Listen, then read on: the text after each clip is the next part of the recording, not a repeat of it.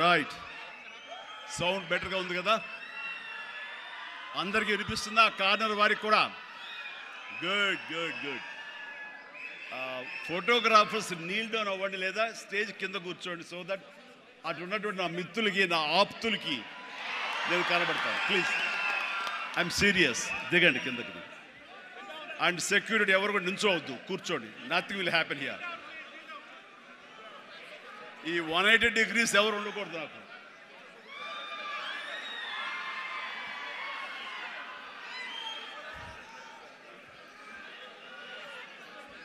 Thank you and good evening. APTA, American progressive Telugu association ఆధ్వర్యంలో నడుస్తున్న ఈ క్యాటలిస్ట్ ప్రోగ్రాంకి విచ్చేసినటువంటి అత్యంత మహారథులు దేశ విదేశాల నుంచి, ముఖ్యంగా అమెరికా నుంచి ఇక్కడ విచ్చేసి ఈ హైదరాబాదులో తెలుగు వారిని కలుసుకుంటూ తెలుగు వారిలో ఉన్న ఔత్సాహికుల్ని, యంగ్ ఎంటర్ప్రినర్స్ని ఎంకరేజ్ చేద్దాం అనే ఉద్దేశంతో ఒకరికొకరు చేదోడు వాదోడుగా ఉంటే ఆ వచ్చే రిజల్ట్ వేరేగా ఉంటుంది. ఆ రిజల్ట్ మనకే కాకుండా మన ప్రాంతానికి, మన రాష్ట్రానికి, మన దేశానికి, మనం ఉండే ఇతర దేశాలకు కూడా ఉపయోగపడే విధంగా ఉంటుందన్న విస్తృతమైనటువంటి విశాలమైన దృక్పథంతో ఈ రోజున ఇక్కడికి ఈ సమావేశం ఏర్పాటు చేశారు. ఈ సమావేశం ఇంత చక్కగా, ఇంత ఎలక్ట్రిఫైయింగ్గా, ఇంత ఎనర్జెటిక్గా జరుగుతూ ఇంతమంది ఈరోజు సమావేశమై మిమ్మల్ని చూస్తుంటే ఆప్తా సభ్యులు కాదు, నా ఆప్తులు అనిపిస్తుంది. అలాంటి ఆప్తులకు నా హృదయపూర్వక నమస్కారాలు తెలియజేస్తున్నాను. కొన్ని సభలకు వెళ్ళినప్పుడు ఏదో ముక్తసరిగా, మొక్కుబడిగా ఉంటుంది, కానీ ఇలాంటి చోటుకు వచ్చినప్పుడు నా కుటుంబ సభ్యుల మధ్య ఉన్న ఫీలింగు, మీరంతా నా కుటుంబ సభ్యులు, ఒక పండుగ పురస్కరించుకుని నన్ను ఇక్కడ ఆహ్వానించారనిపిస్తుంది. అంత ఆహ్లాదంగా ఉంది, అంత ఆనందంగా ఉంది. ఇక్కడ చూస్తుంటే ప్రతి ఒక్కరిలోనూ నా మీద వారికి ఉన్న అభిమానం, ఈ తెలుగు మీద ఉన్న అభిమానం, ఈ దేశం మీద ఉన్న అభిమానం ప్రతి ఒక్కరి కళలో సుస్పష్టంగా కనబడుతూ ఉంది. అండ్ దానికి గాను ప్రతి ఒక్కరికి నాకు ఇస్తున్నటువంటి ఈ యొక్క అద్భుతమైన స్వాగతానికి శిరస్సు వంచి నమస్కరిస్తున్నాను. ఇలాంటి అత్యద్భుతమైనటువంటి కార్యక్రమం ఇక్కడ ఏర్పాటు చేయడానికి ముందు ధైర్యం కావాలి, గట్స్ కావాలి. ఇంతమందిని ఇక్కడికి వచ్చి మనం అమెరికా నుంచి 10 మంది వచ్చి ఇక్కడ ఇంతమందిని మనం కలవగలమా? మన ఆహ్వానాన్ని మన్నించి ఇంతమంది వస్తారా? మన ఆంతర్యాన్ని, మన ఎయిమ్ని, మన ఫ్యూచర్, మన యొక్క ధ్యేయాన్ని అర్థం చేసుకుని వస్తారా అన్నటువంటి వీరందరూ కూడా వీళ్ళ అనుమానాలని, వీళ్ళ పటాపంచలు చేస్తూ ఇంతమంది తరలి రావడం అనేది నిజంగా ఈ యంగ్స్టర్స్కి, ఎవరైతే దీని వెనకాల ఈ సంవత్సరం ఉన్నారో, దీనికి ఈ కమిటీలో ఉన్నారో, ఈ ఎగ్జిక్యూటివ్ బాడీగా ఉన్నారో, వాళ్ళందరికీ ఎనలేని ఉత్సాహాన్ని ఇస్తున్నారు. అండ్ నా ఈ రాకకు కూడా ప్రధానమైన కారణం వాళ్ళని ఉత్సాహపరచాలి, వాళ్ళు అనుకున్న ఎయిమ్ నెరవేరేలాగా ఉండాలి. తద్వారా ఎంతోమంది ఔత్సాహికులకు ఇది ఊతంగా ఉండాలి. భవిష్యత్తులో వాళ్ళకి ఇది మరింత ఎత్తులకు ఎదిగేందుకు గాను వాళ్ళు అనుకున్నటువంటి ఆయా సంస్థలు కానీ, ఆయా ఎంటర్ప్రెన్యూర్లు కానీ, ఆయా కంపెనీల్లో కానీ వాళ్ళందరూ అభివృద్ధిలోకి రావడానికి దోహదపడి ఒకరికొకరు భుజం కాస్తూ, ఒకరికొకరు చేదుడు వాదోడుగా ఉంటూ, నేను కాదు, నా కుటుంబ సభ్యులు కాదు, నా స్నేహితులు కాదు, నా కమ్యూనిటీ, నా మనుషులు, నా తెలుగువారు వీళ్ళందరూ కూడాను పైకి రావాలనే సదుద్దేశంతో ఈ తెలుగు కమ్యూనిటీని మనందరం ఒకటి చేసి వాళ్ళందరూ అభివృద్ధి దోహదపడాలి. ఈ రోజున మనం సంపాదించుకున్నాం, మనం అమెరికాలో బాగా ఉన్నాం అనే కాకుండా మనం బాగుండటంతో పాటు మరింత మంది కూడా బాగుండాలన్న సదుద్దేశంతో ఈ రోజున ఈ క్యాటలిస్ట్ అనే ఈ ప్రోగ్రాం ఆప్తా ఆధ్వర్యంలో నిర్వహించడం అనేది ఎంతో ఉదాహం. వారందరికీ కూడా అభినందనలు తెలియజేస్తాను. వారిలో ముఖ్యంగా సుబ్బు కోట, అలాగే సాగర్ లగ్గిశెట్టి, అలాగే రమేష్ తుమ్ము, మధు వల్లి చైర్మన్ ఆఫ్ ఆప్తా, అలాగే చంద్ర నల్లం, శ్రీనివాస్ చందు, శ్రీనివాస్ చిమట, విజయ్ గుడిసేవ, బాబీ అడ్డా. ఇలాగా ఇందులో కొద్ది పేర్లు మాత్రమే ఉన్నాయి. చెప్పాలంటే ఇక్కడ ఉన్న ప్రతి ఒక్కళ్ళ పేరున మనం చెప్పుకొని పోవాలి. వారందరికీ కూడా నా సంతోషాన్ని వ్యక్తం చేస్తున్నాను. ఇక్కడ ప్రత్యేకించి యంగ్ ఎంటర్‌ప్రెన్యూర్‌షిప్ గురించి కానీ ఎంటర్‌ప్రెన్యూర్ గురించి మీరు చెప్పాలి, ఏదైనా మాట్లాడాలి అంటే ఏం మాట్లాడాలి? ఎంటర్‌ప్రెన్యూర్‌కి ప్రాపర్ స్పెల్లింగ్ కూడా తెలియదు నాకు. ఏం మాట్లాడాలి, ఎలా చేయాలి దీని గురించి అంటే నాకు తెలియదు. నాకు అప్పుడు అనిపించింది, ఒక మనిషి అభివృద్ధిలోకి రావటానికి ఈ ఎంటర్‌ప్రెన్యూర్‌షిప్ గురించి మన పెద్ద పెద్ద ఎడ్యుకేషనిస్టులు ఏమైతే నిర్వహిస్తాయో, ఏమైతే చెబుతాయో అవన్నీ కూడా మన కాలేజీకి వెళ్లకుండా బహుశా నేర్చుకున్నామేమో. అవి మన అంతరంతరాల్లో ఉండి మనల్ని ప్రాంప్ట్ చేసినేమో. కాబట్టే అంచెలంచెలుగా మనం ఈ స్టేజ్కి చేరుకున్నాము. అంటే నేను ఒక నోవేర్ నుంచి ఈ రోజున సమ్వేర్కి ఈ రోజున వచ్చానంటే కనుక బహుశా అవన్నీ కూడా నాలో అండర్ కరెంట్గా ఉండి నన్ను ప్రాంప్ట్ చేస్తూ, నన్ను ఎంకరేజ్ చేస్తూ, నన్ను సరైన మార్గంలో నడవబట్టి ఈరోజు ఈ స్టేజ్కి వచ్చానేమో. కాబట్టి నా గురించి, నా ఎదుగుదల గురించి, నేను ఎవాల్వ్ అయిన విధానం గురించి, నన్ను నేను మలుచుకున్న విధానం బట్టి, ఆయా ప్రతికూల పరిస్థితిలో ఎలాగ నేను దాన్ని నాకు అనుకూలంగా చేసుకుని, నాకు అనుకూల పరిస్థితి చేసుకుని ఎలా ఎదుగుతూ వచ్చాను అనేది ఈ రోజున మీతో నేను చెప్పుకోగలిగితే, మీరందరూ చదువుకున్న వాళ్ళు కాబట్టి ఈ యొక్క ఎంటర్‌ప్రెన్యూర్‌షిప్లో, ఈ బిజినెస్లో, ఈ కార్పొరేట్లో ఏమేమి చెబుతారో వాటి మీరు అన్వయించుకోవచ్చు. అందులో ఈరోజు నా గురించి నేను చెప్పుకోవాల్సి వస్తే కనుక ఒక సాదాసీదాగా ఒక లో మిడిల్ క్లాస్ ఫ్యామిలీ నుంచి ప్రారంభించిన వాడిని ఈరోజు కొత్తగా నేను చెప్పాల్సిన అవసరం లేదు. కానీ ఇదివరకు గతంలో ఎవరితో షేర్ చేసుకోలేనటువంటి కొన్ని విషయాలు, అది ఈ రోజున ఫోటోగ్రాఫర్ ప్లీజ్ కూర్చోండి. ఆల్ ద 3 కానిస్టేబుల్ గారు ప్లీజ్, థ్యాంక్ యూ. వాళ్ళందరూ ఏమండి మీరు అడ్డొస్తారు, మీరు కిందకి వెళ్ళిపోండి ప్లీజ్, దట్ అడ్లేకండి. Thank you.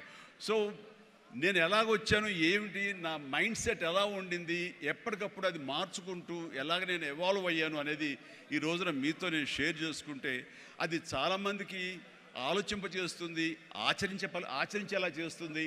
అది ఆమోదం అయితే కనుక అది వినియోగించుకునేలాగా కూడా చేస్తుందని నేను ఆశిస్తున్నాను. అండ్ నాకు చిన్నప్పుడు స్కూల్లో చేరినప్పుడు 7th 8th క్లాసుల్లో నాకు ఇంట్రెస్ట్ అనేది ఏమిటి అని అన్ని ఏదో ఒకటి సాధించాలి, ఏదో ఒకటి ఉండాలని ఉండేది. గేమ్స్ అనేది, ఆట అనేది ఎవరికి ఇష్టం ఉండదండి. చదువు అంటే కష్టం కానీ ఆట ఎవరికి ఇష్టం ఉండదు. సో చదువు వైపు తప్పనిసరిగా వెళుతున్నాం కానీ నా మనసు ఆటల వైపు అని. అప్పట్లో బాల్ బ్యాడ్మింటన్ ఉండేది, ఎల్లో బాల్ ఇలా ఉండేది. సో 1-2 రోజులు ఆడిన తర్వాత 3వ రోజు ఎవడో ఏమో తెలియదండి, సరిగ్గా కొడితే అది నా కంటికి తగిలి కళ్ళు వాచిపోయింది. ఆ తర్వాత మళ్ళీ ఆ గేమ్ వైపు వెళ్ళలేదు. సరే వాలీబాల్ ఆడదాం కదా అంటే వాలీబాల్ ఆడ అవతల షాట్ ఎగిరి కొట్టినప్పుడు నేను ఫింగర్స్తో టచ్ చేశాను. ఇలా టచ్ చేస్తుంది, ఫింగర్తో టచ్ చేస్తే మొత్తం ఏళ్ళు వంగిపోయినాయి. ఆ ఆట అంటే భయం వేసింది. క్రికెట్ అంటే ఆడెవడో మనకు బాల్ తీసుకొచ్చి నా బొట్టనవేలు మీద కొట్టాడు, బొట్టనవేలు వాసిపోయింది. ఏంటి మన గేమ్స్ అచ్చొచ్చేలా కనపట్లేదు, నెక్స్ట్ ఇది కాదులే అనుకున్నాగా ఎన్సీసీ అనేది, నేను ఎక్స్ట్రా క్యారిక్యులర్ యాక్టివిటీస్లో పార్టిసిపేట్ చేయాలని నాకు ఎన్సీసీ కనిపించింది. ఎన్సీసీలో ఒక క్రమశిక్షణ వస్తుంది అండ్ ఎక్సర్సైజ్ ఉంటుంది, డిసిప్లిన్గా మనం ఇది అన్వయించుకోవచ్చు, అలవర్చుకోవచ్చు అనే ఉద్దేశం దాంతో చేరిన నాకు కాలేజీ డేస్లో బీకామ్ చదువుతుండగా ఫస్ట్ ఇయర్లో ఒక క్యాడెట్ ఆఫ్ ఎన్సీసీ, నేవీ ఎన్సీసీలో నేను చేరినప్పుడు ఒక క్యాడెట్గా చేరాను. నెక్స్ట్ ఇయర్ పెటీ ఆఫీసర్ అయ్యాను. ఆ తర్వాత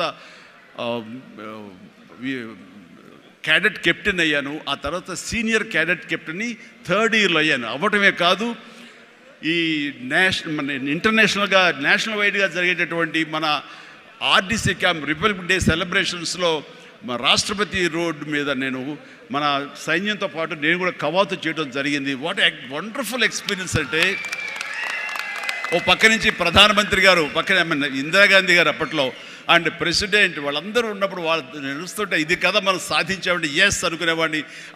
9 క్లౌడ్లో ఉండేవాడు అనమాట, క్లౌడ్ 9లో నేను ఆ రకంగా చేసినప్పుడు ఎన్సీసీలో సాధించేశాను. అనుకున్నవాడిని. ఆ తర్వాత నెక్స్ట్ ఏంటి అంటే నాకు దారి కనపడలేదు. మహా అయితే కనుక ఒక సబ్ లెఫ్టినెంట్ గానో మళ్ళీ నేవీలోనో పడవల్లోనో ప్రయాణం చేయాలి, షిప్పులో. అది కాదు, something else is bothering me. ఏం చేయాలి అని అనుకుంటుండగా నాకు అనిపించింది, కాలేజీలో అనుకోకుండా ఒక డ్రామా వేశాను. ఆ డ్రామా పేరు రాజీనామాలో నాకు బెస్ట్ యాక్టర్ వచ్చేసింది. వెంటనే ఆ ఫోటోగ్రాఫ్ ప్రింట్ చేసి మా కాలేజీ మ్యాగజైన్లో వేసిస్తారు. అండ్ అక్కడి నుంచి ఎక్కడికి వెళ్తున్నా సరే అమ్మాయిల దగ్గర నుంచి తోటి వాళ్ళ దగ్గర నుంచి నన్ను హీరోలాగా చూస్తుంటే అబ్బా రాత్రి డ్రామా చూసాము, ఆ చైర్మన్ పాత్రలు అదరగొట్టేసాము, చాలా బాగుంది అంటుంటే అప్పటిదాకా ఎవరు నన్ను అలా చూడని వాళ్ళు ప్రతి ఒక్కరి నడుచుకుంటూ వెళ్తుంటే, సైకిల్ మీద వెళ్తుంటే నన్ను అలాగ చూస్తారు. ఆ చూపులో అందమైన అమ్మాయిలు అలా ఇంకా చూస్తుంటే ఇంకా ఖుషిగా అనిపించేది. వావ్, అది ఎంత ఎంకరేజింగ్గా ఉండేదంటే ఎస్ నా ఫ్యూచర్ యాక్టింగ్ అయితే ఎలా ఉంటుంది అన్నది అక్కడ సీడ్ పడింది. అక్కడి నుంచి నా ఇంట్రెస్ట్ డెవలప్ అయింది. అక్కడి నుంచి సినిమాలు చూడటం, సినిమా మీద దృష్టి పెట్టడం జరిగింది. డిగ్రీ అయిపోగానే ఏం చేయాలి అని నాన్నగారితో వాళ్ళతో డిస్కషన్ వచ్చినప్పుడు నేను మెడ్రాస్ వెళ్ళి సినిమా యాక్టర్ని అవుతాను అనగానే నాన్నగారికి సినిమాల మీద మక్కువ ఉంది. ఎక్కడ లోకల్గా సినిమా షూటింగ్ జరుగుతుండగా ఆ ప్రొడ్యూసర్ తోటి ఉన్నప్పుడు నాన్న 1-2 వేషాల్లో చిన్న వేషాలు, మహా అయితే సెకండ్స్తో ఉంటుంది, 1 మినిట్ కూడా ఉండదేమో. ఏ సెంటర్గా నాకు ఇది ఎందుకు చేయకూడదు, చెయ్యొచ్చురా, కానీ అది మన ఏరియా కాదు, మనకు ఎవరు తెలిసిన లేరు, అక్కడ దిక్కుముక్కు లేదు, నీకు ఎవరు ఆసటగా నిలబడతారు, బాసటగా నిలబడతారు, ఎవరిని చేయూతనిస్తారు, చాలా కష్టం, ఎక్కడో అన్నోన్ ఫీల్డ్కి వెళ్ళి నువ్వు రాణించగలవా, ఒంటరిగా వెళ్తున్నావు అని అంటే ఏదో గట్ ఫీలింగ్, నేను రాణిస్తాను అన్న నమ్మకం, నేను వస్తాను అన్న నమ్మకం. ఎందుకంటే ఏమనుకున్నా, ఏ బ్యాంక్ ఎంప్లాయీ అనుకున్నా, నాన్నగారిలాగా పోలీస్ డిపార్ట్మెంట్ అనుకున్నా, ఇంకోటి అనుకున్నా, నేవీ ఆఫీసర్ అనుకున్నా కిక్ ఇవ్వటం లేదు. అదే సినిమా యాక్టర్ అయితే యా అని అనిపించింది అని అప్పటి నుంచి సినిమా మీద దృష్టి పెట్టాలంటే నేను లింగులిటుకు ముందు వెళ్ళి 4 ఫోటోలు తీసుకుని ఆఫీసుకి వెళ్తే ఎవడో ఆదరించడు. నేను ఒక ఫిలిం ఇన్స్టిట్యూట్లో ట్రైనింగ్ అయ్యానండి, ఆమె ట్రైన్డ్ యాక్టర్ అని అంటే ఎంతో కొంత ఆదరణ ఉంటుంది. రాబో కూర్చొని చేసి టీ అని ఇస్తారేమో అనే ఉద్దేశంతో నేను ఫిలిం ఇన్స్టిట్యూట్లో జాయిన్ అయితే అక్కడ నేను అయ్యాను. ట్రైనింగ్ అయిన తర్వాత అక్కడి నుంచి ఏ ఒక్క రోజు కూడా రమ్మండి, ట్రైనింగ్ పూర్తి అవ్వకుండానే నన్ను నా టాలెంట్ని చూసి ఆయా ప్రొడ్యూసర్లు అప్పటికప్పుడు నాకు వేషాలు ఇవ్వడం మొదలుపెట్టారు. నా ఫోటోలు తీసుకుని ఏ ఆఫీస్కి వెళ్ళలేదు, ఏ ఆడిషన్స్కి వెళ్ళలేదు నాకు. బట్ ఒకటే ధ్యేయం, ఎస్ అని. ఆ టైంలో అందరూ తెలుసుకోవాల్సింది, మీ వర్క్లో కూడా తెలియకుండా పాండీ బజార్ వెళ్ళేవాడిని ఎప్పుడైనా. అక్కడ వెస్టర్న్ ఇంట్రెస్ట్ నుండి డిస్గస్టెడ్ పీపుల్, ఫ్రస్ట్రేటెడ్ పీపుల్ అక్కడ ఉండే కాఫీలు టీలు తాగేవాళ్ళు.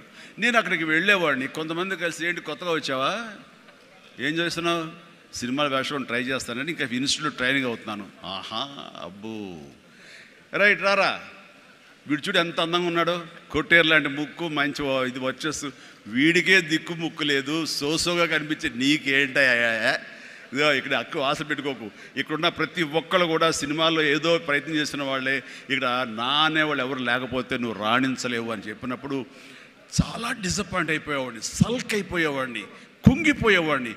అలాగే రూమ్కి వెళ్ళేవాడిని. ఆ రోజంతా నిద్ర పట్టేది కాదు, నిజమా అనేది. నేను ఏదైతే ఆశలు ఏదైతే మనసులో పెట్టుకుని నేను అవుతానో నమ్మకం ఉందో ఆ నమ్మకం సడిలిపోయేది, బ్రేక్ అయిపోయేది, కూలిపోయేది. అప్పుడు నేను ఒక్కడనే, నాకు ఆంజనేయ స్వామి ఒక్కడే నాకు ఉండేవాడు. ఆయన దగ్గరికి వెళ్ళి ఆయన ప్రార్థించున్నాను, ఆయనతోటే నేను కాన్వర్స్ చేసేవాడిని, ఆయనతోటే సంభాషించేవాడిని. ఆయనతోటి నేను ఏది మాట్లాడినా సరే ఆయన నాకు బదులు చెప్తున్నట్టుగా అనిపించేది. నేను ఎవరు వెళ్ళమన్నారా అక్కడికి, నెగిటివిటీ ఫీల్డ్లోకి?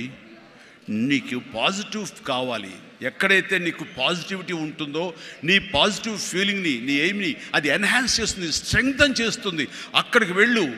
అది గట్టి పడేంత వరకు, నీకు అవకాశాలు వచ్చేంత వరకు, నువ్వు రాణించేంత వరకు నెగిటివిటీని అస్సలు నువ్వు దగ్గర తీసుకోకు.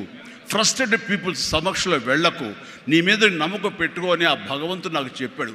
ఏ పర్సనాలిటీ డెవలప్మెంట్స్ కానీ, ఏ మన బిజినెస్ మేనేజ్మెంట్లో కానీ ఏ బుక్స్ నాకు ఏమీ తెలియదు, అది స్పెల్లింగ్ కూడా తెలియదు నాకు. ఆయన చెప్పినప్పుడు ఇంట్యూషన్, అది నా అంతరాత్మే నాకు ప్రబోధించిందా, లేకపోతే బయట నుంచి ఆ భగవంతుడే చెప్పాడా, అది నేను అది నిర్వచించను. కానీ ఇక మీద అటు వెళ్ళకూడదు అని అనుకున్నాను. ఎప్పుడు ఇంతవరకు మళ్ళీ ఆ నెగిటివిటీ వైపు వాళ్ళ ఫ్రస్ట్రేటెడ్ పీపుల్ ఎప్పుడు ఎంటర్టైన్ చేయలేదు నేను. ఆ నమ్మకమే నాకు నిజంగా నాలో బలమైంది. అంటే మీరు ఒక ఉదాహరణ చెప్తాను అందరికీ అర్థమయ్యేలాగా. మనం ఒక అద్భుతమైనటువంటి సౌధం, ఒక బిల్డింగ్ కట్టాలంటే స్లాబ్ వేస్తాం. ఆ స్లాబ్ వేసినప్పుడు ఆ వేసిన ఒక్కరోజు వర్షం పడకుండా ఉంటే బాగుండు, అది దాని నీరు తగలకుండా ఉంటే బాగుండు, అన్ని రకాల కేర్లు తీసుకుని వెదర్ రిపోర్ట్ కూడా తీసుకుని మనం స్లాబ్ వేస్తాం. ఆ స్లాబ్ వేసిన 24 hours తర్వాత దాన్ని నీరు పడితే గనక లోపల మొత్తం అది పాడైపోతుంది. అలాంటి స్లాబ్ ఆ తర్వాత క్యూరింగ్ చేయడం కోసంగా అదే వాటర్ తోటి మనం క్యూర్ చేస్తాం మనం. అప్పుడు ఆ వాటర్ దాన్ని స్ట్రెంగ్తన్కి బలమేస్తుంది తప్ప అది కూలిపోవడానికో ఇదే పాడైపోవడానికో దోహదపడదు. అంటే మనం మానసికంగా గట్టిపడినప్పుడు ఏ నెగిటివిటీ అయినా సరే మనం ఏమీ చేయలేదు. అంటే ఇంకొక ఉదాహరణ చెప్పాల్సి వస్తే కనుక, ఒక పెరుగు తోడుకుంటున్నప్పుడు ఆ ప్రాసెస్లో ఒక చిన్న ఉప్పు బెళ్ళపడ్డా లేదు ఒక నిమ్మకాయ రసం అందులో పడ్డా సరే మొత్తం విరిగిపోతుంది. అదే పెరుగు గట్టిపడిన తర్వాత దాంట్లో అదే నిమ్మకాయ అదే ఉప్పు వేస్తే ఆ రుచే వేరు. అందుకని మనం ఆ యొక్క ప్రాసెస్లో ఉన్నప్పుడు, అది సాధించాలనే మన పట్టుదలతో ఉన్నప్పుడు ఎలాంటి నెగిటివిటీ ఉండకూడదు. నీ మనసునే నమ్ముకోవాలి. నీ ఎయిమే నీకు మెయిన్. కళ్ళ గంతల కింద గుర్రంలాగా నీ ఎయిమ్ వైపు నువ్వు సాధించుకుంటూ దాన్ని ఏమైనా సరే నా వశం చేసుకోవాలన్న పట్టుదలతో వెళ్తూ ఉండాలి. వెళ్ళేవాడి కష్టాన్ని నమ్ముకోవాలి, పర్సివరెన్స్ నమ్ముకోవాలి, డెడికేషన్తో ఉండాలి.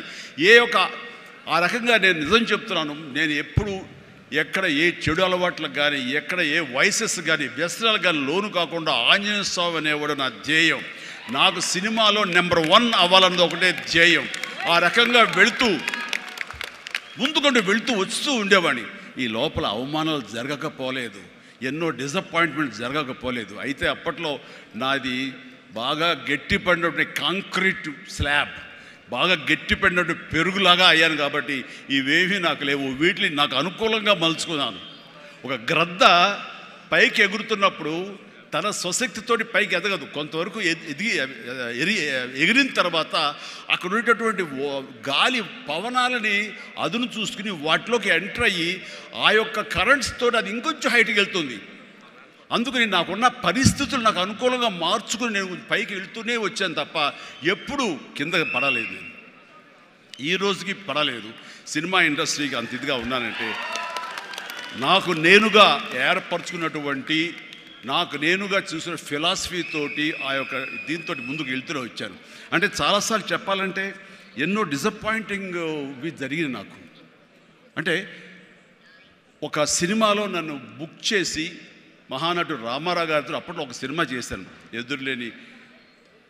తిరుగులేని మనిషి అని. దేవి ప్రసాద్ గారు ప్రొడ్యూసర్. అందులో నేను, ఫటాఫట్ జయలక్ష్మి, ఆయన, రతి అగ్నిహోత్రి చేశారు రామారావు గారితో. ఆ సినిమాలు చాలా బాగా చేశాను. రామారావు గారి పక్కన మరొక హీరోగా నాకు అవకాశం వచ్చింది. అంతా ఎర్లీ స్టేజ్లోనే అనుకుంటాను. నాకు ఆ సినిమా ఫెయిల్ అయింది. ఆ తర్వాత మళ్ళీ అదే రామారావు గారితో మళ్ళీ సినిమా చేసే అవకాశం వచ్చింది ఒక దిగ్దర్శకులతోటి. అయితే నాకు డేట్లు ఇచ్చారు, నా మెజర్మెంట్స్ తీసుకున్నారు, నేను వెయిట్ చేస్తాను. కానీ నా పేరు లేకుండా మరొకరి పేరుతోటి ఆ అనౌన్స్మెంట్ అయ్యేసరికి ఎక్కడ డిసప్పాయింట్మెంట్ వచ్చింది. ఏంటిది అని ఆ రోజున ప్రొడ్యూసర్ని పిలిచి, ఇదేంటంటే షెడ్యూల్ స్టార్ట్ అయిపోతుందంట, నాకు డేట్లు చెప్పారు, నేను ఆ డేట్లు ఎవరికి ఇవ్వకుండా నేను ఇక్కడ దాచిపెట్టాను, నేను ఎదురు చూస్తున్నాను అంటే, సారీ చిరంజీవి గారు, ఎలా చెప్పాలో తెలియక మేము టైం తీసుకున్నాము. ఎందుకంటే పోయిన సినిమా మీది ఫ్లాప్ అయింది కదా కాంబినేషన్లో, అందుకని దానికి గ్లామర్ ఉండదని మీరు వద్దనుకున్నామని. ఆ విషయం చెప్పచ్చు కదండి అని. అంటే ఆ టైంలో నేను నాతో సినిమా చేస్తే సినిమా ఫెయిల్ అవుతుందని ఒక బ్యాడ్ ఇది నా మీద స్ప్రెడ్ అయ్యే అవకాశాలు ఉన్నాయి. ఈరోజు సోషల్ మీడియా, ఆ రోజు ఇంత మీడియా లేదు కాబట్టి కానీ, లేదంటే ఎంత బ్యాడ్ అయ్యేదంటే నన్ను తిరిగి ఇతనితోటి ఎవరైనా చేస్తే సినిమా ఫెయిల్ అవుతాయి, ఇది ఒక ఐరన్ లెగ్ అనే పరిస్థితి వచ్చేసరికి ఎక్కడో మళ్ళీ జంకాను. కానీ గ్రద్దలాగా నాకు అనుకూలంగా ఉన్నటువంటి అవకాశాల పవనాల్ని అదునుగా చూసుకుని నేను ఎదిగాను. దాన్ని పాజిటివ్గా తీసుకున్నాను.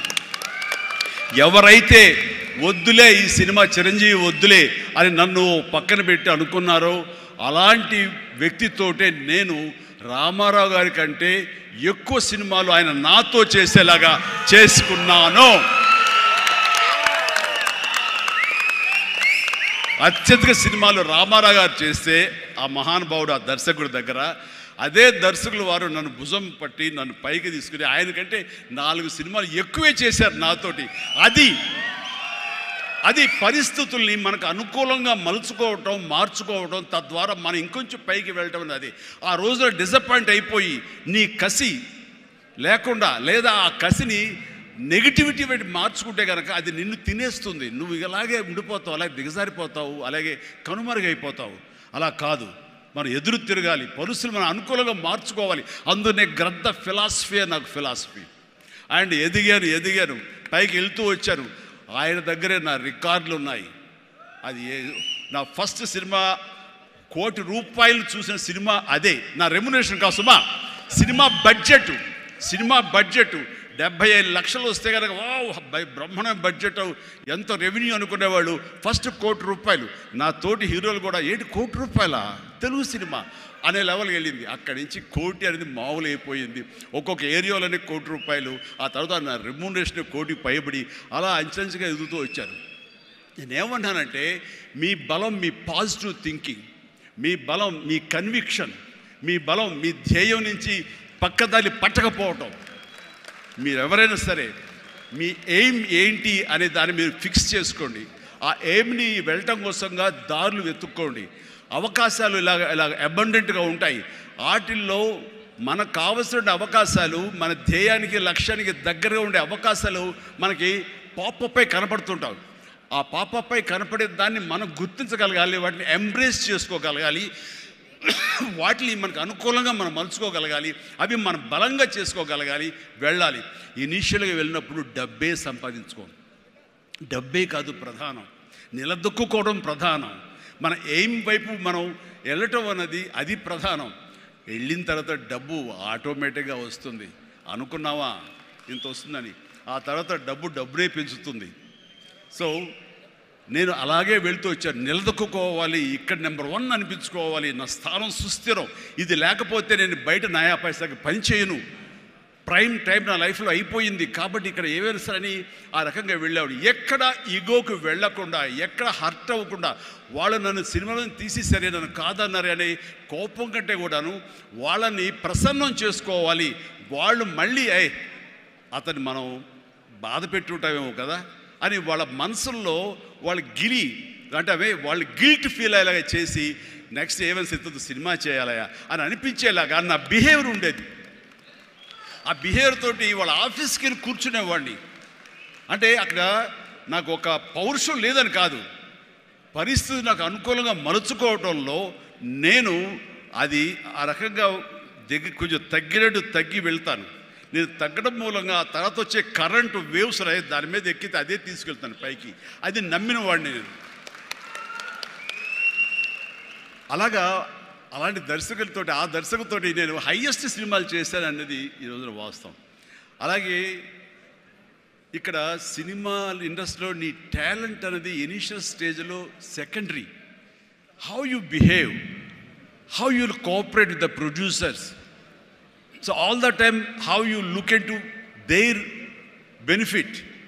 వాళ్ళ బాగులు ఎలా చూసుకుంటావు, వాళ్ళకి లాభం రావాలి ఎలా చూసుకుంటావు అనే దాని మీద దృష్టి పెడితే అది నిన్ను మరింత దగ్గర చేర్చుకుంటుంది. రామారావు గారి ఎగ్జిట్ తర్వాత, ఆయన పాలిటిక్స్కి వెళ్ళిన తరువాత ఒక గ్యాప్ లోపల ఉన్నారు మహానటులు ఎంతోమంది ఉన్నారు. శోభన్ బాబు గారు, కృష్ణరాజు గారు, కృష్ణ గారు, నాగేశ్వర గారు, అందరూ ఉన్నారు. ఆ టైంలో ఒక కొత్త వాటికి ఛాన్స్ రావడం అనేది ఎంత కష్టం అనేది నేను ప్రత్యేకించి చెప్పక్కల. ఈ రోజుల్లో మాత్రం కానే కాదు. ఆ రోజుల్లో ఏంటి అంటే నా టాలెంట్ ఉంది కదా అని అనుకుంటే కుదరదు బాబు. నీ బిహేవియర్ కూడా దానికి అడిషనల్గా యాడ్ అవ్వాలి. మనం కొంచెం ఏంటంట అని అన్నామనుకోండి, అబ్బో వీడితో ఎక్కడ పడుతున్నా బాబు, వద్దురే బాబు, ఆల్టర్నేటివ్ చూడండిరా అనేలాగా వాళ్ళ మైండ్ సెట్ ఉంటుంది. మనలాంటి నటులు ఎంతోమంది ఉంటారు. బట్ వాళ్ళలో మనం బెస్ట్ ఆప్షన్ అంటే అపార్ట్ ఫ్రమ్ అవర్ హిస్టానిక్ టాలెంట్స్, మనకున్న నైపుణ్యం కంటే కూడా మన వ్యక్తిత్వం కూడా అక్కడ చాలా చాలా ప్రధానమైన పాత్ర వహిస్తుంది. అలాంటి వ్యక్తిత్వాన్ని నమ్ముకుని వాళ్ళ ఆఫీసులకు వెళ్ళి కూర్చుని వాళ్ళతో సత్సంబంధాలు ఏర్పరచుకుని మీలో ఒకడిని అంటూ వాళ్ళకి ఆ నమ్మకం కలిగించి పెట్టి అలా ముందుకు వెళ్తుండేవాడిని. ఎలాగో ఎవాల్వ్ అయ్యాను అంటే నన్ను ఇండస్ట్రీ నాకు చేయూతనిచ్చి ఇండస్ట్రీ నన్ను పైకి ఎదిగేలా చేసింది అనే దానికంటే నన్ను ప్రేక్షకులు ఫస్ట్ వాళ్ళు నన్ను గుర్తించారు. ఇండస్ట్రీ గుర్తించలేదు, ప్రేక్షకులు గుర్తించారు, ప్రేక్షకులు చేయూతనిచ్చారు. అందుకనే ప్రేక్షకుల పట్ల నాకు ఎప్పుడూ కృతజ్ఞత ఉంటుంది. ఇది మీకు అర్థమయ్యేలాగా తేటతెల్లంగా చెప్పాలి అంటే రామారావు గారు ఎగ్జిట్ తర్వాత ఎవరు అంటలో ఇద్దరు ముగ్గురం పోటాపోటీగా నిలబడి ఉన్నప్పుడు లక్ష్మీ ఫిలిం డిస్ట్రిబ్యూటర్స్ అని విజయవాడలో ఉండేవాళ్ళు. అప్పట్లో ఇప్పట్లాగా బయింగ్ అలాంటివి లేవు, ఏరియాల వైజ్ కొనటం సినిమాలు లేవు, బయర్ సిస్టమ్ లేదు, ఓన్లీ డిస్ట్రిబ్యూషన్. అంటే డిస్ట్రిబ్యూటర్ అనేవాళ్ళు బెజవాడ నుంచి వచ్చి ఎవరెవరు ఏ సినిమాలు తీస్తారు, కథలు నచ్చితే కనుక ఆ కథకి ఇంత బడ్జెట్ ఇచ్చేవాళ్ళు. ఆ బడ్జెట్ తోటి సినిమాలు తీసేవాళ్ళు, అందులో లాభాలు ఎంతో మిగుల్చుకొని మిగతా వాళ్ళు డిస్ట్రిబ్యూటర్స్ వాళ్ళు డిస్ట్రిబ్యూట్ చేసుకుని ఆ వచ్చే డబ్బు వాళ్ళు పంచుకునేవాళ్ళు. ఇది సిస్టమ్. ఆ సమయంలో ఒక కథ చెప్పి మేము సో హీరోని మేము అనుకుంటున్నామని ఆ ప్రొడ్యూసర్స్ చెబితే లింగమూర్తి గారని లక్ష్మీ ఫిలిమ్స్ సంబంధించినటువంటి ఒక వాళ్ళ CEO ఆయన వచ్చారు. ఓకే, ఎంత ఎక్స్పెక్ట్ చేస్తున్నారు ఆ హీరో మీద? అప్పుడు 25 crores ల్యాక్స్, సారీ క్రోర్స్ కాదు, ల్యాక్సే. 25 lakhs 30 lakhs, కానీ మాది బడ్జెట్ ఎక్కువ అండి, 50 lakhs పైన అవుతుంది అని. అంటే ఆ హీరో మీద 50 lakhs అంటే మాకు చాలా రిస్క్. చిరంజీవి అని వస్తున్నాడు కదా, అతని మీద అయితే ఇస్తాం అని.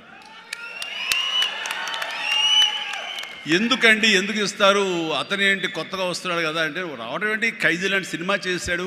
ఆ ఖైదీలో అతని డ్యాన్సులకి ఫైట్లకి ఎక్స్ట్రాగా జనం విపరీతమైనటువంటి రెస్పాన్స్ ఉంది. మేము జనంలో ఉంటాం, బెజవాడలో ఉంటాం, మిగతా ఊళ్ళ నుంచి ఫీడ్బ్యాక్ తీసుకుంటాం, మాకు తెలుసు అతని పొటెన్షియాలిటీ అని. అంటే చెన్నైలో ఉండేవాళ్ళు, మెడ్రాస్లో ఉండేవాళ్ళు కొంచెం సంశయిస్తూ వచ్చారు.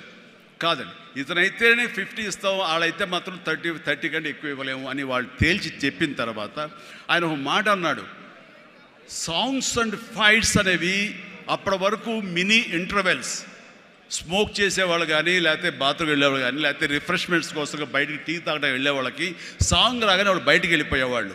ఫైట్స్ అనగానే కొంచెం అసహనంగా ఉండి బయటికి వెళ్ళిపోయేవాళ్ళు, ఎందుకంటే అది డూప్ చేస్తున్నాడు రా, మధ్యలో క్లోజప్స్లో హీరో తప్ప, అండ్ సాంగ్స్లో ఏంట్రా అది, అలాగే ఉండేది కామెంట్స్ అని.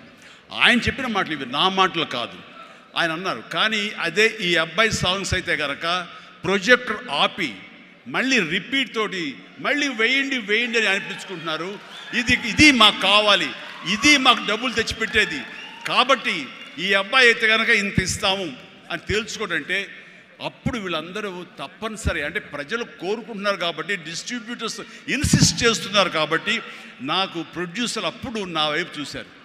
అది పోయి ఏమైందంటే రామారావు గారి తర్వాత రామారావు గారి ప్రొడ్యూసర్లు ఎవరున్నారో అంతమంది ప్రొడ్యూసర్, దేవిప్రసాద్ గారు, చలసాని గోపి గారు, త్రివిక్రమ్ గారు, అండ్ వాట్ నాట్ ఏడు నాగేశ్వరరావు గారు, ఇలాంటి నిష్ణాతులైన ప్రొడ్యూసర్లు అందరూ ప్రతిరోజు నా షూటింగ్లు ఎక్కడ జరుగుతున్నా, ఎవరితో జరుగుతున్నా, ఏ ప్రొడక్షన్ జరుగుతున్నా సరే వచ్చి నా దగ్గర కూర్చుని వాళ్ళందరూ కలిపి ఈవినింగ్ స్నాక్స్ తింటూ ఉండేవారు. అప్పుడు అనేది ఇది కదా నా బలం, ఇది కదా నేను సాధించుకున్నాను అని. రామారావు గారి ప్రొడ్యూసర్లు తిరిగి నాతో సినిమాలు తీస్తుంటే అది ఎనలేని బలం.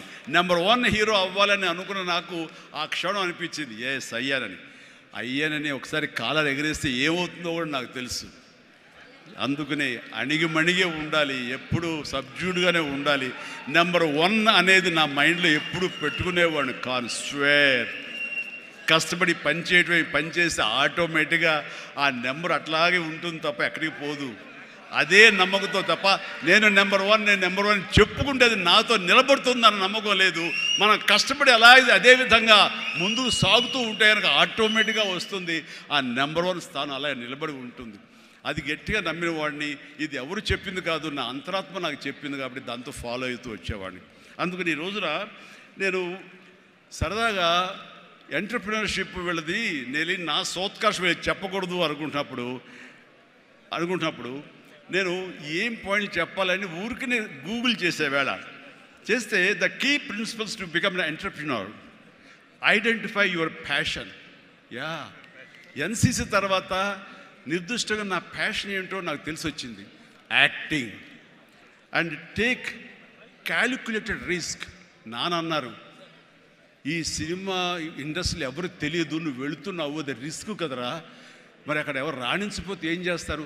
నాన్న రాణించకపోతే ICWAI ఆ కోర్సు చేరతాను ఎగ్మూర్లో, అందులో సైమిల్టేనియస్గా చదువుతాను, టైం వేస్ట్ చేయను అంటూ పగలంతా ఫిల్మ్ ఇన్స్టిట్యూట్, ఈవినింగ్ అయ్యేసరికి ఈ యొక్క ICWI ఎగ్మూర్ అని చెన్నైలో ఉండేది, ఆ ప్రాంతంలో ఆ ఇన్స్టిట్యూట్లో నైట్ కాలేజీ చదివేవాడిని.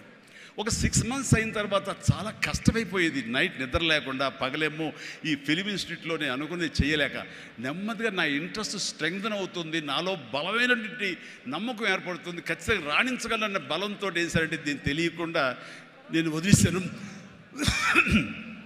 అది అలాగా. సో ఆ రిస్క్ తీసుకున్నా నేను చెన్నై వెళ్ళి. Set clear achievable goals. Yes, నాకున్న టాలెంట్ డ్యాన్స్ అచీవ్ చేయగలను, నాకు టాలెంట్ ఒరిజినల్ ఫైట్స్ చేయగలను. Yes, I can do that. Performance ఇవ్వగలను. ఆ ఇవ్వటంలో పాటు ఒకే మాస్ అంటే ఎప్పటికైనా బోరు కొడుతుంది, అలా కాదు. అంటే డిఫరెంట్ డైరెక్టర్స్ని నమ్ముకున్నాను నేను, డిఫరెంట్ కథలను నమ్ముకున్నాను. ఒక పక్క నుంచి ఖైదీ సినిమా చేస్తే, మరో పక్క నుంచి నేను మంత్రి గారి వియ్యంకుడు సినిమా చేశాను. College students, young lad, love subject చేశాను. రెండు కలిపి ఒక వారంలో రిలీజ్ అయింది. మీరు కావాలంటే గతంలోకి వెళ్ళి ఆ ఖైదీ రిలీజు, నెక్స్ట్ మంత్రి గారి వియ్యంకుడు చూడండి, 1 week. ఒకటి సూపర్ డూపర్ ఫినామినల్ హిట్, ఒకటి సూపర్ హిట్ అయింది మంత్రి గారి వియ్యంకుడు. ఆ తర్వాత శుభలేఖ, ఒక డిగ్నిటీ ఆఫ్ లేబర్, మన మహానుభావుడు విశ్వనాథ్ గారి డైరెక్షన్లో సినిమా చేశాను. ఆ తర్వాత ఇదే కాదు, చిన్నపిల్లల్ని అలరించేలాగా, ఇందులో చాలామంది చిన్నప్పుడు చూస్తుంటారు, చంటి అబ్బాయి. ఆ సినిమా ఆ చేసిన ఆ ఫార్స్ కానివ్వండి, స్లాప్స్టిక్ కామెడీ కానివ్వండి, ఇప్పటికీ చాలామంది చెప్తుంటారు, వాళ్ళందరూ IAS ఆఫీసర్లు, వాళ్ళు పెద్దవాళ్ళు అయ్యారు, వాళ్ళందరూ అయినా సరే చెప్తుంటారు.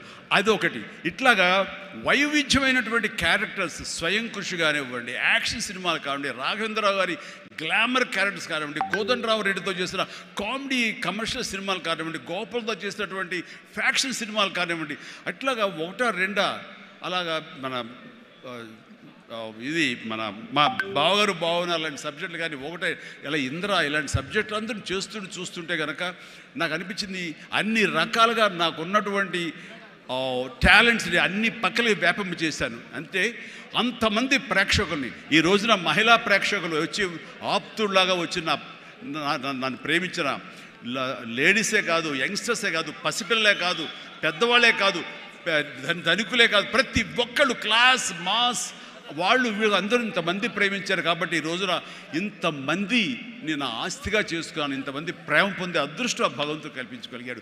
ఎందుకంటే నేను లిమిటేషన్స్ పెట్టుకోలేదు. ఆ రకంగా అది నాకు ఎంతో హెల్ప్ అయింది. అలాగా delivery, high quality work, constantly market understanding. Yes, ఈ రోజున ఒకటే రకమైన డ్యాన్స్లు వేస్తుంటే కనుక బోర్ కొట్టచ్చు. సో ఏం చేద్దాం, డ్యాన్స్లో కానీ ఫైట్స్లో కానీ వైవిధ్యం ఎలా తీసుకొద్దాం అనుకున్నప్పుడు, ఫారిన్ వెళ్ళినప్పుడు నా భార్యతో పిల్లలతో ఎంజాయ్ చేయడం కాకుండా అక్కడ దొరికేటువంటి వైవిధ్యమైన డ్యాన్స్ క్యాసెట్స్ తీసుకొచ్చేవాడు, VHS క్యాసెట్స్. అందులో మైకేల్ జాక్సన్ ఉండేవి. అప్పుడు ఇక్కడ ఇండియాలో VHS క్యాసెట్లు కానీ VHS ప్లేయర్స్ కానీ ఉండేవి కదా, వీడియో ప్లేయర్స్. అవి తీసుకొచ్చి ఒక ప్లేయర్ కొనుక్కొచ్చి అవి చేసుకునేవాడిని, అవి డ్యాన్స్ క్లాస్లో చూపించేవాడిని. అదే ఈరోజున డిస్కో డ్యాన్సులు కానివ్వండి, బ్రేక్ డ్యాన్సులు కానివ్వండి, వేవ్ డ్యాన్సులు కానివ్వండి, ఇలాంటి డ్యాన్సులు రావడానికి నేను వైవిధ్యంగా ఉండాలని ఎప్పటికీ పరితపిస్తూ ఉండేవాడిని. వాళ్ళ మొనాటినీగా ఫీల్ అయ్యేలా చేసేవాడిని కాదు. అది ఫైట్స్లో కూడా అదే విధంగా ఉండేది. And then critically important is understanding your target audience and customers. So మారుతున్నటువంటి కాలానికి అని అనుకూలంగా ఆడియన్స్ టేస్ట్ మారుతుంటే మనం కూడా మన సినిమా కథాంశాలు మార్చుకోవాలంటూ ఆయా కథకులతో కూర్చుని ఇంటరాక్ట్ అవుతూ వాళ్ళని అప్లోడ్ మార్చుకుంటూ జగదగ వీడు అతిలోక సుందరి, అన్నయ్య అనే సినిమా, సెంటిమెంట్ సినిమా, హిట్లర్ అనే సినిమా, మాస్టర్ అనే సినిమా, రెస్పాన్సిబిలిటీ సినిమాలు, మెసేజ్ ఓరియంటెడ్ సినిమాలు ఇస్తూ ఆ రకంగా మోసపోసిన సినిమాల నుంచి నేను బయటికి రావడం జరిగింది. And know that your product won't appeal to everyone and conduct market research and continuously learning. ఇప్పుడు సినిమా చిరంజీవి సినిమా అంటే అందరూ లైక్ చేసేది అందరిని అనుకోకూడదు. కొంతమంది డిస్లైక్ చేసేవాళ్ళు ఉంటారు. కానీ డిస్లైక్ చేసేవాళ్ళని కూడా మనం ఇంప్రెస్ చేయాలి అంటే కనుక మనం ఏ విధంగా మన యాక్టింగ్లో మార్పులు చేర్పులు చేసుకోవాలి అనుకుంటాడు. ఇక్కడ ఉన్నటువంటి కొంతమంది ఇండస్ట్రీలో, సార్ మీ సినిమాల్ని దొంగతనంగా చూసేవాళ్ళం సార్, ఇదేం కర్మయ్యా దొంగతనం ధైర్యంగా చూడొచ్చు కదా అంటే, లేదు సార్ అలా చూస్తే మా వాళ్ళు కొంతమంది ఎందుకురా సినిమాలు అంటే అవేనా అని అనేవాళ్ళు సార్. అదేంటయ్యా సినిమాలకు కూడా తేడా చూపిస్తారా?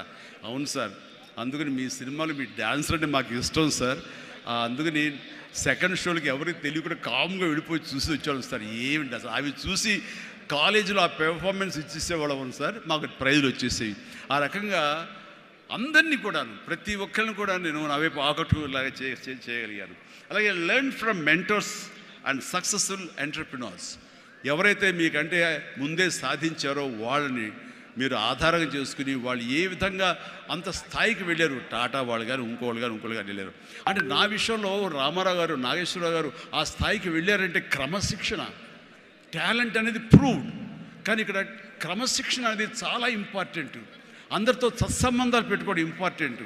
నిన్ను క్రిటిసైజ్ చేసే వాళ్ళు ఉంటారు, ఆవేశపడకు, వాళ్ళ తప్పు వాళ్ళు తెలుసుకుంటారు, నువ్వు సంయమనం పాటించాలి. అండ్ అట్లాగా నేను నా సీనియర్స్ నుంచి నేర్చుకుంటూ వచ్చాను. Learn more mentor and successful entrepreneurs of course. అలాగే నెట్వర్క్ అనేది చాలా ఇదిగా ఉండాలి మీకు, అంటే డిస్ట్రిబ్యూషన్ సైడ్ కానీ ఇంకోటి కానీ మీ ప్రోడక్ట్ మార్కెటింగ్ చేసుకోవట్లేదు. అలాగా నా విషయంలో నాకు అండగా నిలబడింది, నన్ను ప్రజల్లోకి నిరంతరం తీసుకెళ్ళేది ఎవరంటే నా అభిమానులు.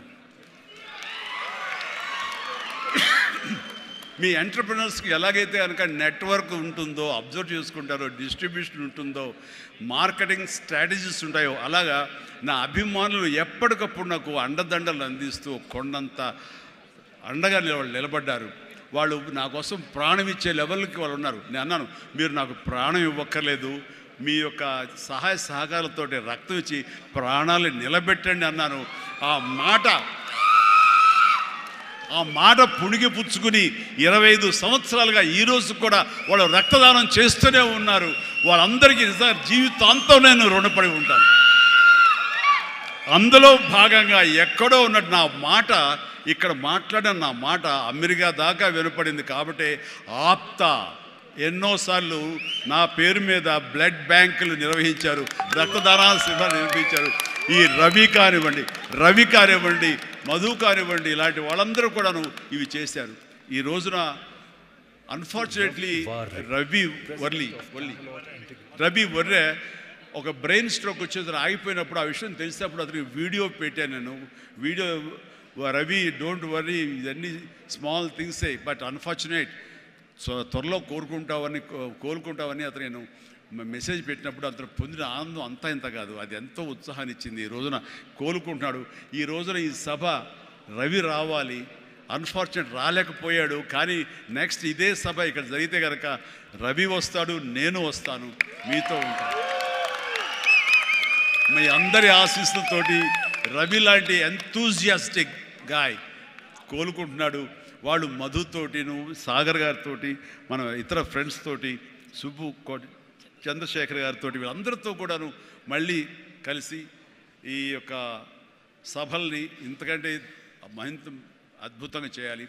అండ్ ఆ రకంగా నేను మీ ఎంటర్ప్రినర్షిప్, యంగ్స్టర్స్ ఎలాగ రావాలి ఏమిటి అనేది నా గురించి నేను చెప్పుకోవడంలో తెలియకుండానే మీకు అందరికీ చెప్పాను. అది మీకు అందరికీ అర్థమై ఉంటుందేమో అనిపిస్తుంది.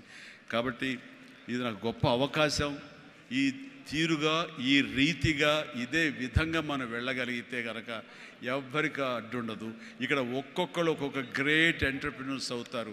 ప్రతి ఒక్కళ్ళు మీ సలహాలు, సంప్రదింపులు, మీ సీనియర్స్ తోటి మీరు ఆయా సమయంలో ఇంటరాక్ట్ అవుతూ what to do, what not to do, how to go about it అనేది మీరు తెలుసుకుంటూ ఎప్పటికప్పుడు మీరు అప్డేట్ చేసుకుంటూ, రిస్క్ ఉంటుంది, బట్ మన జీవితాలు కొలాప్స్ అయ్యేలాగా మాత్రం రిస్క్ వద్దు. కానీ మీడియం రిస్క్ తీసుకుంటూ మీరు ముందుకు వెళ్ళకపోతే అభివృద్ధి ఉండదు. ఛాలెంజ్ సినిమా ఎంతమందికి ఇన్స్పిరేషన్ వచ్చింది అంటే, ఆ రోజుల్లో ఏమి చేయాలరా అని తొయ్యనంటే వాళ్ళకి ఆ సినిమా ఒక దిక్సూచిలా ఉండి, ఈవెన్ మనం కూడా అచీవ్ చేయగలం అనే నమ్మకం వచ్చింది. అలాగా సినిమాల ద్వారా ఇతోధికంగా నేను చాలామందికి మార్గదర్శకంగా నిలబడ్డాను, ఇన్స్పిరేషన్గా నిలబడ్డాను. ఆ రకంగా మీరు కూడా ఈ వండర్ఫుల్ జీవితం, ఒకే ఒక జీవితం, దీన్ని సద్వినియోగపరుచుకుంటూ మీరు మరింత హైట్స్కి ఎదగాలని, మరింత అభివృద్ధిలోకి ఎదగాలని, ఇదే సభ 1 year లోపు జరిగినప్పుడు మీరు ఫీల్ అవ్వాలి, లాస్ట్ టైం మనం వచ్చే January 25, కానీ ఈ January 26 ఆ ప్రాంతాల్లో మనం ఎంత ఎదిగాము ఇది అంటే చిరంజీవికి మీరు చెప్పుకుంటే కనుక అంతకు మించి నాకు కావాల్సింది ఇంకేమీ లేదు. ప్రతి ఒక్కరిని మనస్ఫూర్తిగా ఈ అవకాశాన్ని సద్వినియోగపరచుకోండి, మీ యొక్క అభివృద్ధికి దీన్ని thank you, thank you, thank you.